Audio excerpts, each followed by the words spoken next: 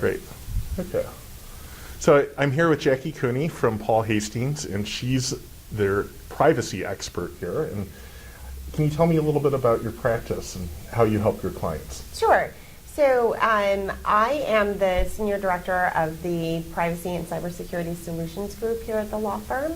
We're kind of a unique part of the law firm in that we are very much integrated into the legal practice, but what my group does is really provide solutions for clients to operationalize privacy and cybersecurity requirements.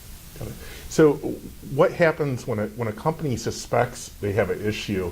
What do you typically advise your clients to do if they're concerned about a potential breach? A potential breach. So that's a good question. And I get these calls actually pretty frequently, maybe even on a weekly basis. Hey, we think something has happened to our data. What do we do? And you know, there's a few threshold questions that I ask. Number one, do you have cyber insurance?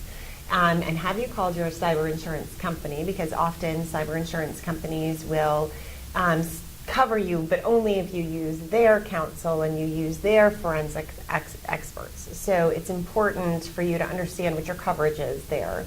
Now, if you don't have those kind of limitations or you don't have cyber insurance, and hopefully most of your clients do have some coverage, or if Paul Hastings is on the approved list of the cyber insurance vendors, then we go on to step two. So that first question, 30 seconds, 1 minute. Do you have cyber insurance? Have you called them yet?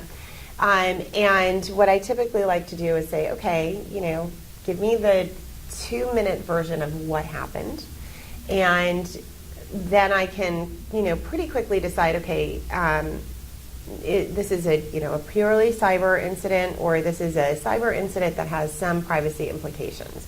And then there are questions that go from there.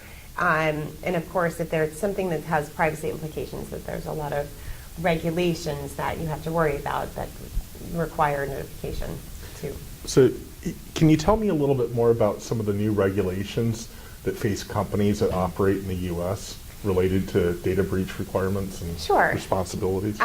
So in the United States, if you're talking about a U.S. company that operates only in the United States, and those are becoming fewer and fewer, most companies are international, or becoming international, or have an international market. But if you're talking about a incident that happens in the United States, U.S. only, it's important to remember a couple of things. Depending on the type of information, there might be federal laws that are implicated. So if it's financial information, there's requirements for reporting under Greenwich-Bliley, and if it's medical information, specifically protected health information, if you're an insurance carrier or healthcare provider, there might be reporting requirements under HIPAA. And even if you don't fall under any of those federal statutes, there are 50 states that all have different breach notification requirements.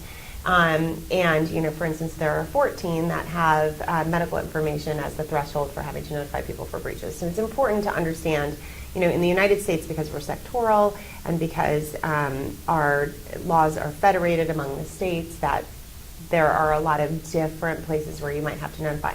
It's international. Of course, the thing on everybody's mind right now is GDPR, the General Data Protection Regulation, which has breach notifications requirements in there, and they're pretty onerous. Here's the thing.